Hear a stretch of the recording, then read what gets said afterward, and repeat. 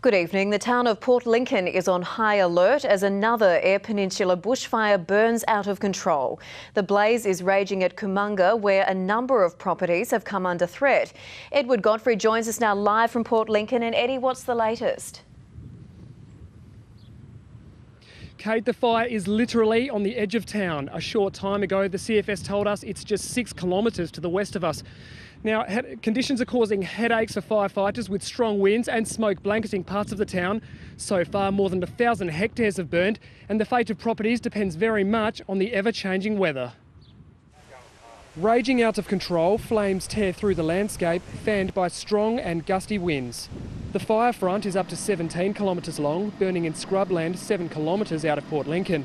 But a strong wind change this afternoon turned it towards the town. We're working feverishly over there now to control this fire before it gets to the outskirts of Port Lincoln. The fire started in the Kumunga area, northwest of the seaside town this morning. Some locals made the decision to leave early, while others moved their animals to safety. It still keeps everybody on edge. Everyone does everything they can, but that's all you can do. The Port Lincoln prison is in the fire path and on high alert, but is yet to be evacuated.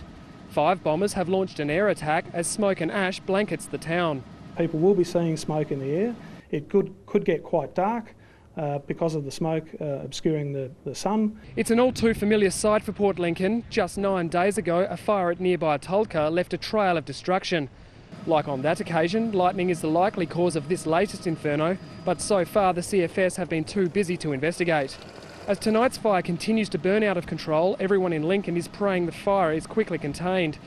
In Port Lincoln, Edward Godfrey, 9 News.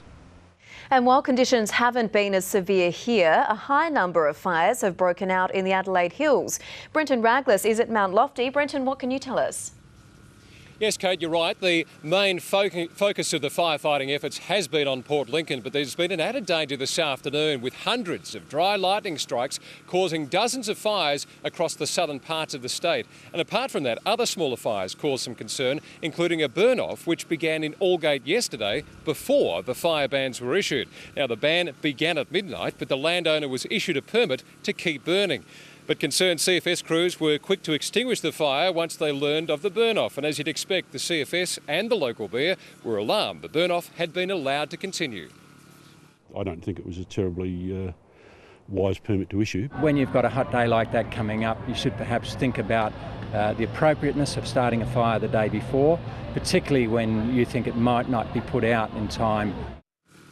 And so the council is now reviewing its process for issuing permits prior to total fire ban days. Now, the threat isn't totally over. There's still the potential for further dry lightning strikes tonight, so it'll be a busy time for our emergency services. I'll have more on that for you a little later.